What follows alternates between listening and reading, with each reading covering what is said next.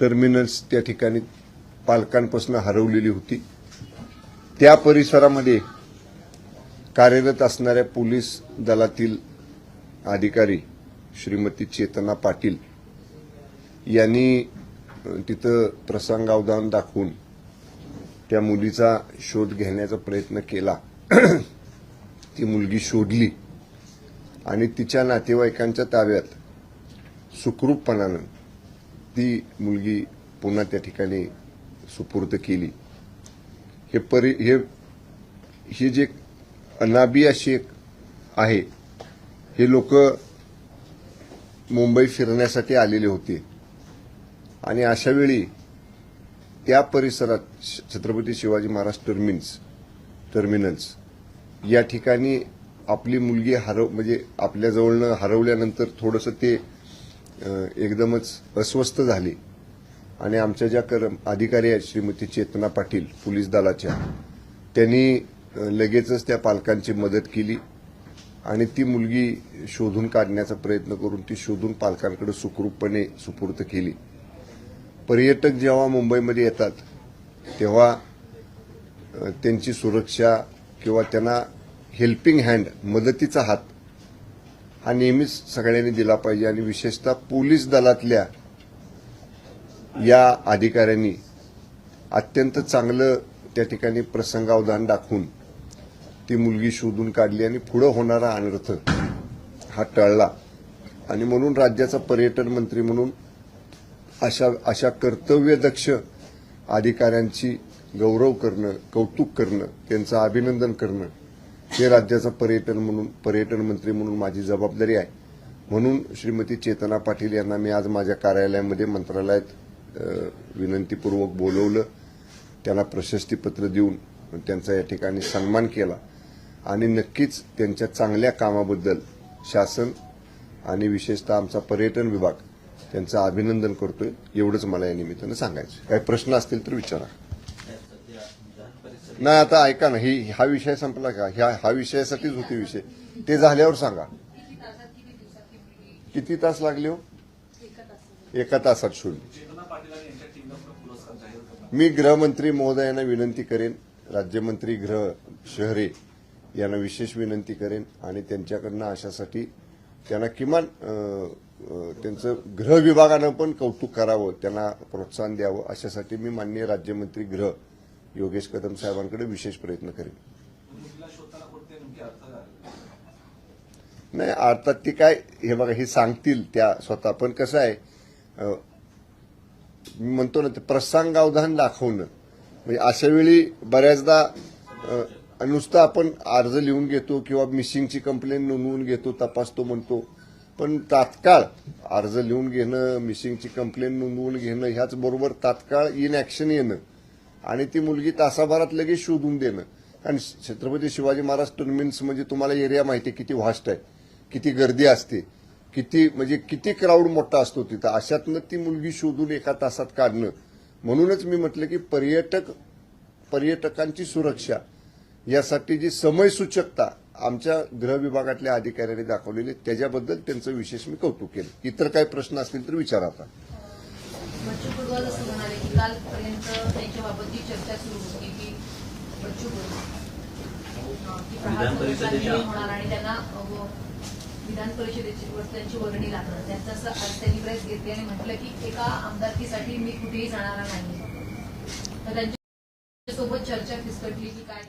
नाही ते बघा, आमच्या शिवसेना पक्षाकडनं तरी आम्ही कुठेही असं अधिकृत वक्तव्य केलेलं नव्हतं की कोण आमच्या संपर्कात आहे, कोण आमच्याशी चर्चा करते, कोणाशी आमची चर्चा सुरू आहे, असं कुठेही शिवसेनेकडनं अधिकृत वक्तव्य आलेलं नाही।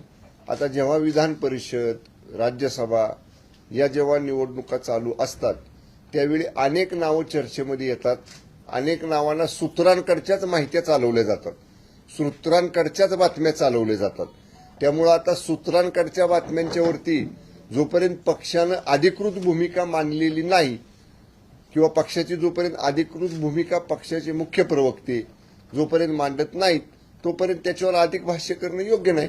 परंतु उद्यापर्यंतच उमेदवारी अर्ज भरायचा शेवटचा दिवस आहे, प्रत्येक पक्षाची तशीच पद्धतीची अवस्था आहे की जागा कमी आहेत आणि मोठ्या संख्येने इच्छुक आहेत. खरं तर इच्छुक नाराज होण्याची देखील मोठ्या प्रमाणात दाट शक्यता आहे. तर तुमच्या पक्षामध्ये काही अशी चर्चा तुमच्या प्रमुख नेत्यांमध्ये रंगली आहे का, कोणाला या सगळ्या संदर्भात संधी द्यायची? बघा, आपल्याला सगळ्यांना कल्पना आहे, शिवसेना हा पक्ष आदेशावरती आणि पक्ष शिस्तीवरती चालणार आहे. आजपर्यंतची परंपरा आहे, पक्षाची पद्धत आहे, प्रथा आहे की पक्षाच्या वरिष्ठ नेत्यांनी किंवा वरिष्ठ नेत्यांनी कोणत्याही बाबतीतला धोरणात्मक निर्णय एकदा घेतला की तो पक्षातल्या सर्वच शिवसैनिकांना मान्य असतो. त्यामुळे उद्यापर्यंत आहे वेळ. त्यामुळे काय, अजून वेळ खूप आहे. उद्या म्हणजे खूप वेळ आहे. आज आहे, उद्या आहे. त्यामुळे पक्षाचे वरिष्ठ नेते या बाबतीतला सर्वंकष विचार करून निर्णय घेतील आणि जो काय निर्णय वरिष्ठ पक्षाचे नेते घेतील तो सर्व महाराष्ट्रातल्या देशातल्या सगळ्या शिवसैनिकांना मान्य असेल. ही आजपर्यंतची शिवसेनेची प्रथा आहे.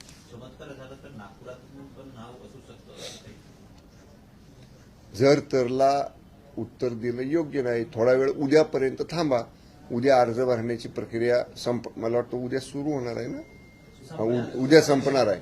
त्यामुळं अर्ज भरायची मुदत संपून द्याल, माघार घ्यायची मुदत संपून द्याल, मग त्याच्यावरती बोलू आपण. बच्चू कडूंनी असं म्हटलं आज की उद्योगमंत्र्यांचा फोन आला होता, आमचं बोलणं चर्चा झाली, प्राथमिक चर्चा. आज मी मुंबईत आहे. दुसरा मुद्दा असा आहे की त्यांनी जरी ऑफर दिली असेल किंवा दिली नसेल पण याच्यावरती चर्चा सुरू झालेली आहे. आणि जर मी आमदारकीसाठी जाणार नाही पण जनतेसाठी, माझ्या दिवंग बांधवांसाठी जर माझा प्रस्ताव जर मान्य झाला तर त्यांनी म्हणजे सकारात्मक आहे ते. अशा अनुषंगाची चर्चा पुढे सुरू करेल. पण दिवसभरात जर पुन्हा बोलवून आलं तर आपण निश्चित जाऊ असं त्यांनी म्हटलेले. नाही, हे बघा, मी त्याच संदर्भामध्ये एक फक्त जुना संदर्भ आपल्याला देतो. माननीय एकनाथजी शिंदे साहेब मुख्यमंत्री असताना दिव्यांग कल्याण विभागाकरताचं स्वतंत्र प्राधिकरण महामंडळ स्थापन झालेलं होतं. मंत्रिपदाचा दर्जा त्या महामंडळाच्या माननीय अध्यक्ष जे माननीय बच्चूभाऊ कडूंना केलं होतं त्यांना दिलेला होता.